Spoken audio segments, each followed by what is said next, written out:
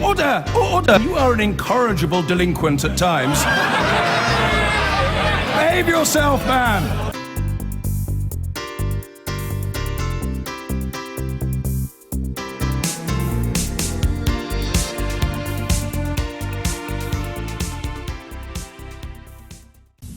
Why is this government cutting corporation tax at the expense of disabled? Result of yesterday's budget. Nicky Morgan.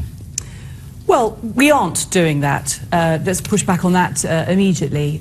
Yesterday's budget was about putting the next generation first. It was about continuing to repair the damage done to our economy by the Labour Party when they were in government. What we found in terms of corporation tax, for example, is that if you lower the rates, actually you get more money in, and that's a good thing for all the things that we want to spend our money on, like, in my case, obviously, schools and education. But in relation... Sorry, can I just check one thing? You say we're not doing that. You do agree with Mr. Bartlett, you are both cutting corporation tax and making savings on the disabled? No, because I agree with the corporation tax, but we are not making savings on the disabled because we are, at the moment, consulting on making some changes to the way that personal independence What's the figure of 4.4 billion saving from January 2017 to do with, if it's not to do with making a saving? No, it's about spending less, but overall the amount of money we are spending on disability benefits actually rises throughout the Parliament. By the end of this Parliament, we're spending £3 billion more on personal independence payment than we were in 2010, or the equivalent benefit disability living allowance. We spend £50 billion on disability benefits in this country. That's more than we're spending on, for example, police and defence. It's more than we're spending on But sorry, I don't want to stop you again, but the Institute for Fiscal Studies, who we know are sort of great gurus on this, say that 370,000 people could lose up to £3,500 a year as a result of these measures you're taking. Are you saying nobody's going to lose out? No, what we are saying is that this is about the way that people's needs are assessed and making sure that the benefit is targeted absolutely at the right people. Personal independence payment, as I know, as a constituency member of Parliament, having constituents who claim it, who go through the system, is there to help people to live independently. It's about making sure the money we are spending more, as I say, on disability benefits, is going to the right people to help them with the right needs. And I think overall, you know, we want there to be control of the welfare budget. That's something we made very clear in our manifesto. We also made very clear we're not going to balance the books on the back of the most vulnerable and the disabled, and we absolutely still hold to that promise. Let me go to Mr. Bartlett. Does that answer your question, Liz? She got it right? No, they're targeting the disabled at the expense of the corporations getting away with it. They should pay more money so we can have a better facilities for the disabled. But they will pay more money. I'll come back to you, Nicky. Emily Thornberry. Well, you're right, Graham. Of course they are. They're targeting those who they think won't be able to fight back. They're going to change the rules so that if you need assistance in going to the loo, if you need assistance in getting dressed, then they will look again at how much personal independence payments you can get. And that's going to cost the disabled £67 a week. It is outrageous. And this idea that, oh, we're cutting corporation tax in order to be able to gather in more money. I mean, what kind of Alice in Wonderland world are we living in?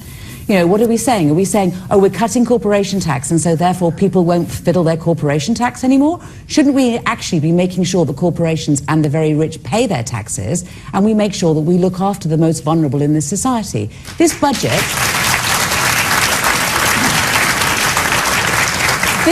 is about choices. And frankly, I think that George Osborne has shown his true colours here by picking on those who can't fight back. How much did you raise corporation tax by when you were in government? Remember? No, I don't remember. I don't remember. But I don't think you did raise it, did you? Yes, but they're cutting it. I mean, what are you saying? You know, right. and at the moment, you know, what are we doing? We're actually cutting corporation tax down to the same rate as Google might be prepared to pay it. You know, what kind of... I mean, this is not right. All right, Mark Littlewood. Well, listen, I want lower, simpler taxes. I'm a low-tax kind of guy. I think that helps the economy, it helps employment, helps economic growth. And ultimately, if you can find the sweet spot, it helps government revenues as well. We have previously had taxes that are so high that you don't actually get as much revenue as you might off them. So I don't mind corporation tax going down. But I do mind this. Politicians of all stripes have got to work out how they're going to make savings. We are still, after 6 years of so-called austerity, having a government that is living well beyond the means of taxpayers, to the tune of tens of billions of pounds a year. Most independent experts believe that George Osborne only has a 50-50 chance, possibly worse, of balancing the books by 2020. So we've got to find some savings. But what the Conservatives have extremely unhelpfully done is to ring-fence core constituencies, largely of Conservative voters, for example, affluent pensioners still receiving their winter fuel allowance. And if you ring-fence huge areas of government spending, then the axe falls unfairly. And I would have thought about the last thing that you should be looking to cut is assistance to this disabled. But if you've ring-fenced so many other things, 2% on defence, 0.7% on international aid, then you get these arbitrary cuts in spending. So let's get taxes down. That's the right way to boost our economy. But let's actually put all government departments on the table for efficiencies and savings. That's the only way I think we will balance the books in 2020.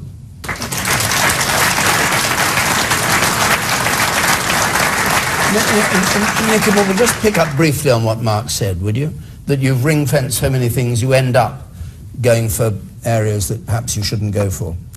Well, we certainly have obviously set out protections, but I think they are areas which are very important. So 2% defence spending, 0.7% on international aid, our health budget, affluent middle-class pensioners, they're protected and ring-fenced by your government. Well, that's not, no. The Prime Minister has made a clear commitment to pensioners about benefits which they rely on hugely and that are very important, things like bus passes, for example, and winter fuel payments. But I think this is completely the wrong argument to be having. The point is actually over the course of the last 6 years, we have brought things under control. We are much closer to living within our means. If you look at the budget book, you can see we are much closer to spending what we are raising in taxes. We have got further to do, and the chance of being honest about that. And we're dealing with the particular issue that arose. The person there in the fourth row.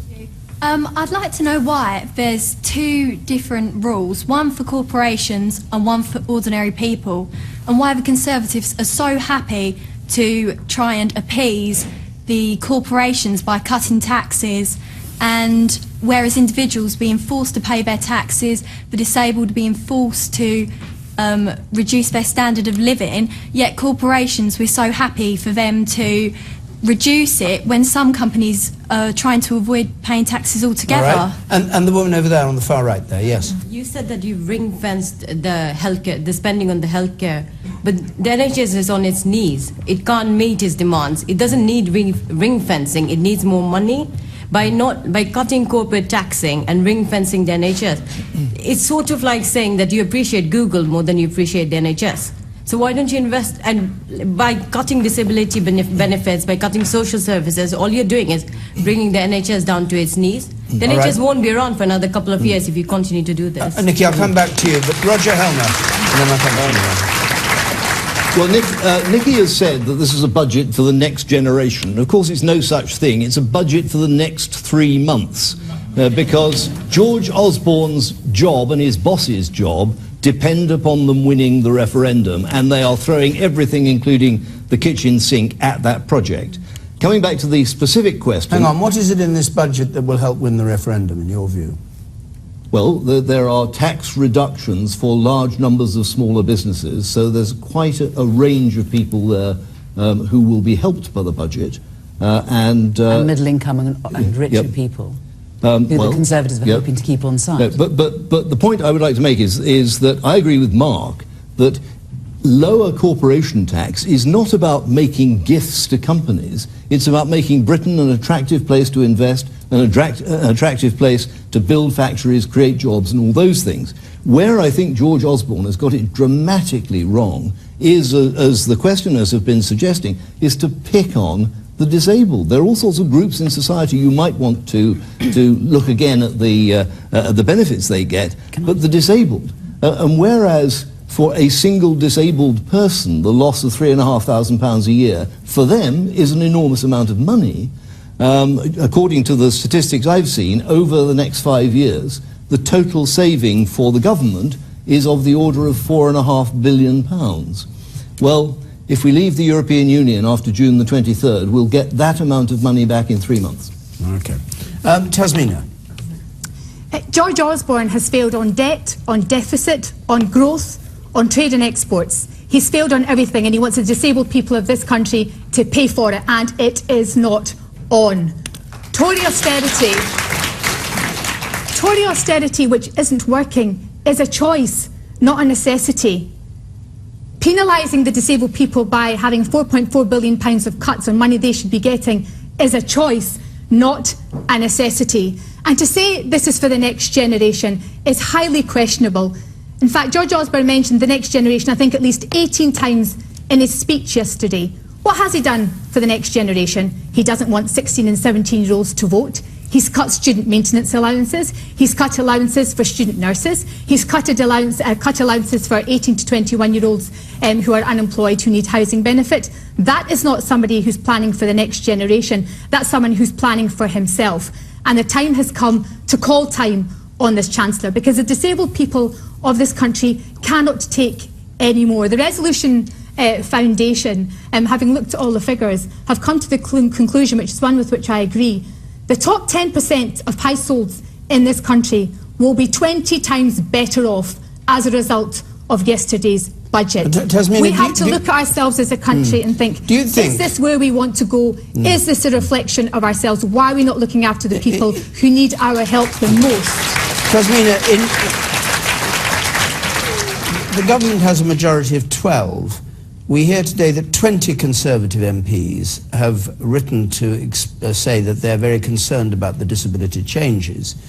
Do you think that it'll get through, or do you think it will be rejected by the House of Commons? Because presumably the SNP will use its strength to vote against it. Absolutely, and without a doubt. And I'm very pleased to see that there are voices across the House of Commons and in government, on the government benches, who are voices of reasons to see that this is absolutely not the right way forward. Morgan, so the government faces another difficulty and another defeat, potentially. Do you think the Chancellor will lose the vote? Well, I think, first of all, we've got to finish the consultation and the conversations that we are having with MPs, but also with disability groups and others, before we even bring any legislation forward. Can I just pick up the point that the lady in the audience made about the taxes for businesses and the taxes for individuals? So can I just come back to that other thing? You're saying this is just for consultation. This wasn't an announcement that you were going to save money. It was in the budget speech. No, what is the budget statement? No, it wasn't in the budget speech, actually. It was what are we something talking announced about then? last Just week. something you were half but thinking about? there's been an independent review that has happened. Proposals have been put forward, and we are continuing the conversation about this to make sure, as I said in my original answer, that the personal dependent payment is targeted, obviously, at Is the that how right you see it, not in the budget? No, I don't see it. I remember Cameron saying that on personal independence plans, he said, this is our measure and we will enhance and safeguard it. That's what he said before the general election, and he has gone back on his word. Hang on a second, but No, that is what he said before the election. Yes, absolutely. But the budget, the Prime Minister didn't deliver the budget yesterday. The Chancellor did. This is a measure and they that was don't talk to talked each about. other. This is a measure. This is a measure that is being discussed, still being discussed in government. And as I say, it's about making sure that the welfare spending. So he didn't is say, obviously look, targeted at the George, right I promise people. not to do anything to personal independence plans. In fact, I promise to enhance and safeguard it. So please don't touch it. We didn't tell him that. Well, if the entire budget's up for discussion, I'm very interested to have it in having this discussion now, because that certainly wasn't how it was played. And indeed, Graham Ellis, one of your own members, who was on the executive of the disabled group in the Conservative Party, had to resign as a result of that. There are serious issues surrounding this. He said he couldn't possibly fathom being a member of a party that was going to have such a terrible impact on the disabled people. That's why we are still discussing it. Disabled people in this country have committed suicide as a result of some of the cuts that have been brought forward by this government. I think it is unforgivable. Lady said about the suicide. With the people, the disabled people, with their money cut, surely they'll be more distressed, because, like you say, the people can't get anywhere, they get depressed even more, it'll cost them more, and then you say they could commit suicide, so, you know, they're making it worse for them, not better. People's mental health issues. Hold on, Tasmania.